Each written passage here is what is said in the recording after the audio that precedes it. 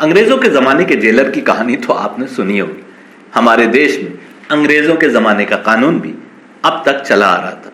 भारतीय दंड संहिता आईपीसी 1860, दंड प्रक्रिया संहिता सीआरपीसी 1898 और भारतीय साक्ष्य अधिनियम आईसीसी 1872 इतने पुराने कानून, ये देखकर ही अटपटा लगता था आधुनिक भारत में प्राचीन कानून चले आ रहे। पर क्योंकि देश में अनेक लोग विभिन्न क्षेत्रों में प्राचीन होने पर भी गर्व महसूस करते थे, तमाम भारतवासी इन प्राचीन कानूनों की भी पाबंदी करने पर मजबूर थे।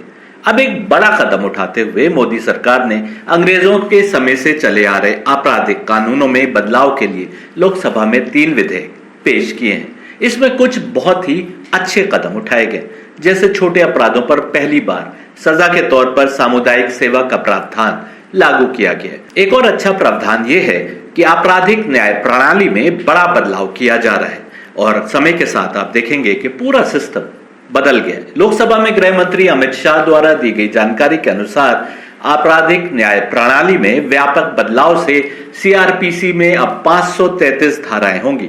इसमें 160 धाराओं में बदलाव किया गया है, 9 नई धाराएं जोड़ी गई हैं और इतनी ही धाराएं हटाई गई हैं। तीनों संहिताओं में गुलामी की 475 निशानियां, जैसा बताया गया है, समाप्त करने के प्रावधान किए गए। एक और अच्छा कदम यह है कि ईमेल के द्वारा एफआईआर लिखने का प्रावधान किया गया है। यह कदम इसलिए महत्वपूर्ण है कि अनेक प्रदेशों में, जिनमें उत्तर प्रदेश भी शामिल है, इसमें न्याय मिलना इतना कठिन हो गया है क्योंकि पहले ही कदम यानी एफआईआर लिखने से न्याय की गुहार लगाने वाले व्यक्ति की कठिनाई प्रारंभ हो जाती है। प्रदेश में क्राइम की वारदात कम दर्ज हो, इसलिए अनेक थानों में एफआईआर लिखी ही नहीं जाती और यदि लिखी जाती है तो सिफारिश से या बड़ी रकम खर्च करके। यदि नए कानून में एफआईआर लिखना आसान हो जाता है तो कम से कम न्याय की उम्मीद रखे आम व्यक्ति को आस तो रहेगी कि उसके साथ इंसाफ होगा। एक और अच्छा कदम यह है कि किसी महिला की निजी तस्वीर वायरल करना गंभीर आरोप की श्रेणी में आएगा। पहली बार दोषी को 1 से 3 साल कैद व जुर्माना, दूसरी बार 3 से 7 साल कैद व जुर्माना लगेगा। इसी प्रकार शादी, रोजगार व प्रमोशन के झूठे वादे कर यौन संबंध बनाने को पहली बार अपराध की श्रेणी में लाया गया। इसके लिए अधिकतम 10 साल कैद व जुर्माने का प्रावधान है। यहाँ पर ध्यान रखने की बात यह है कि इस पर बात नहीं हुई कि कानून का दुरुपयोग न हो। जिस प्रकार दहेज उत्पीड़न के खिलाफ बना एक्ट व घरेलू हिंसा रोकने के लिए बना एक्ट अनेक केसेस में दुरुपयोग का शिकार हो गया, शादी, रोजगार व प्रमोशन के झूठे वादे कर यौन संबंध बनाने के एक्ट का भी दुरुपयोग होने की संभावना है। यदि हमने कंसेंशुअल सेक्स यानी आपसी रजामंदी से बने रिश्ते की आजादी दे दी है और शादी जैसे पाक रिश्ते के बाहर संबंध बनाने को जायज कर दिया है तो फिर ये समस्या तो आएगी। आज पुरुष और महिलाएं अपने जागने वाले समय का सबसे बड़ा हिस्सा रोजगार के लिए ऑफिस या दुकान पर गुजारते हैं, जहां काम करने वाली महिलाओं की संख्या लगातार बढ़ती जा रही है। ये महिलाएं भी पुरुषों के समान बेहतर काम करने और प्रमोशन आदि की जुगत में लगी रहती। यदि कंसेंशुअल सेक्स की हम अनुमति देते हैं तो फिर किसी भी कंसेंशुअल सेक्स से बने रिश्ते में बिगाड़ आए तो ऐसे केसेस सामने आना भी स्वाभाविक है, जिसमें अपने ईगो के कारण या और किसी कारणों से कुछ महिलाएं रजामंदी से बने रिश्ते के टूटने पर विभिन्न धाराओं में केसेस फाइल कर सकती। अब तो कानून आप जानते हैं यहां तक आ सकता है कि शादीशुदा मर्द या औरत भी शादी के बाहर कंसेंशुअल सेक्स में हिस्सा ले सकते। आवश्यक है कि हम कानून बनाएं तो इस पर भी ध्यान दें कि उनका दुरुपयोग ना हो सके। आरोप लग रहे हैं कि नए पेश किए 3 विधेयक में पुलिस को अधिक पावर देने की कोशिश की गई है। पुलिस पर तो पहले भी अपनी पावर से अधिक काम करने के आरोप लगते रहे या पावर होते हुए भी कुछ ना करने के आरोप भी लगते रहते। जैसे मोनू मानेसर को गिरफ्तार नहीं किया गया, जबकि उसको उसके सोशल मीडिया पोस्ट से लोकेशन तलाश करके गिरफ्तार किया जा सकता था। एक और नया कानून जो गौरतलब है वो भीड़ हिंसा और नाबालिग से दुष्कर्म पर मौत की सजा की बात करता है। पहले भीड़ हिंसा की बात करते हैं। यहां आवश्यक हो जाता है कि पुलिस तंत्र निष्पक्ष होकर मामले की जांच करे और तब कोई फैसला हो। उदाहरण के रूप में कुछ वर्ष पूर्व उत्तर पूर्वी दिल्ली में हुए दंगों को पेश कर सकते हैं। मेट्रो स्टेशन के नीचे बड़े दिनों से सीएए एनआरसी का एजिटेशन चल रहा था। पुलिस को निर्देश थे कि किसी भी कीमत पर एजिटेशन को समाप्त किया जाएगा और हर मीटिंग में एजिटेशन करने वाले बार बार अमन की गुहार लगाते थे। कुछ नेता धरना प्रदर्शन क्षेत्र के करीब पहुंचकर शांतिपूर्ण धरना करने वालों के खिलाफ भड़काऊ बयान देकर जा चुके थे।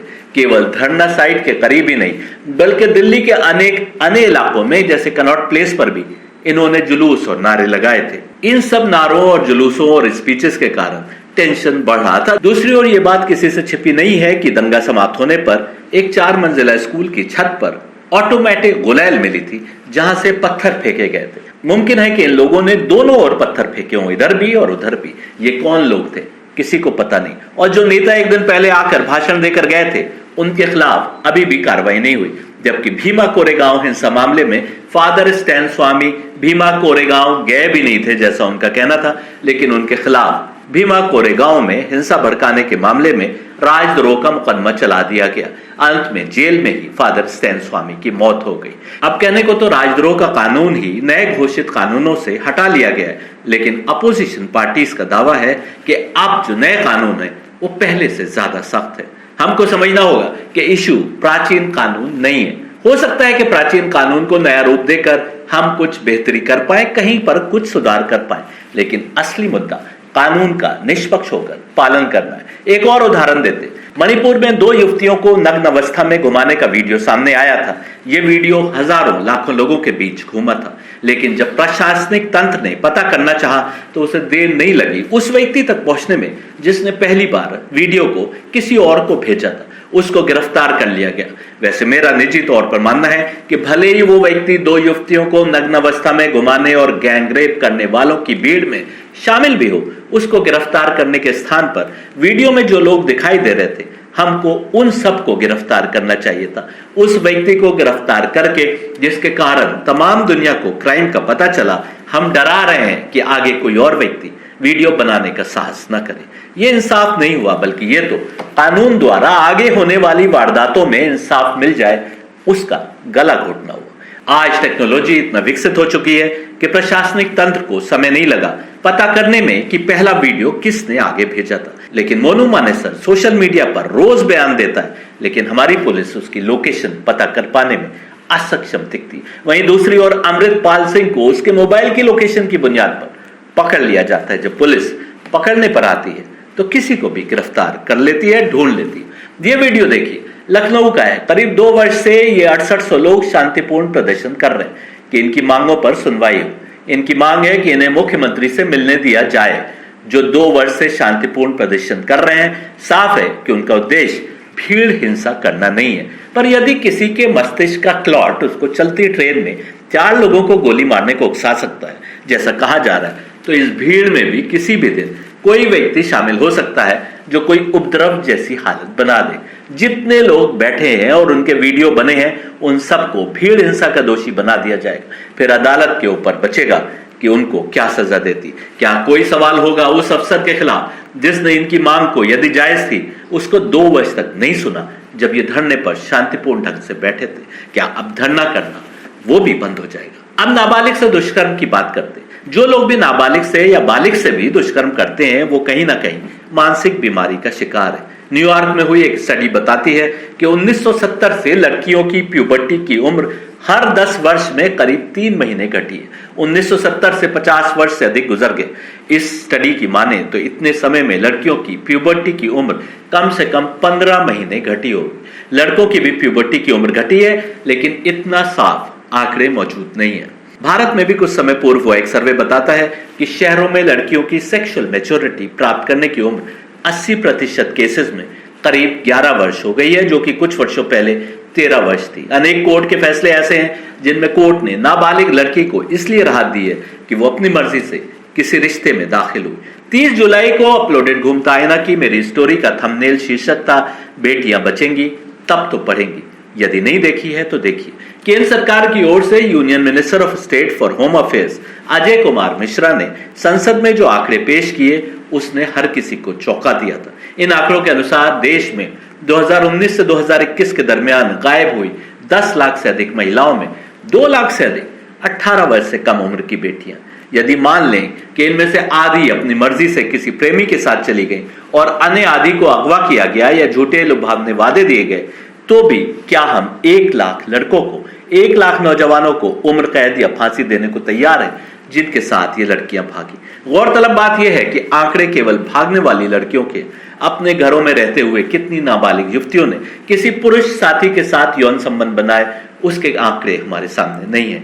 आंकड़े हैं, लेकिन इसका यह मतलब नहीं कि सख्ती ना हो। सख्ती जरूरी है, क्योंकि कानून तोड़ने वाले हर जगह। आंकड़े हैं तो केवल ये कि बच्चे और बच्चियां दोनों की प्यूबर्टी की उम्रें घटी हैं। साथ ही जो सेक्स का प्रचार खुल्लम खुल्ला टीवी पर, समाचार पत्रों में, ओटीटी के माध्यम से, एडवर्टाइजमेंट में, इंटरनेट पर हो रहा है, और इंटरनेट घर घर हर बच्चे के हाथ में पहुंच चुका है, उसके चलते नाबालिग बच्चों और बच्चियों को इसकी ओर आकर्षित होने से हम कैसे बचा पाएंगे। सख्त कानून बनाने के साथ इस पर भी सरकारों को ध्यान देना आवश्यक है। जैसा हमने कहा, नया आकर्षक पैकेज के साथ कोई कानून आ जाए, उससे अधिक आवश्यक है कि जो भी कानून है उसका निष्पक्ष पालन हो और सबके साथ इंसाफ हो। रियल न्यूज इंटरनेशनल पर मेरा कार्यक्रम घूमता आईना देखते रहिए।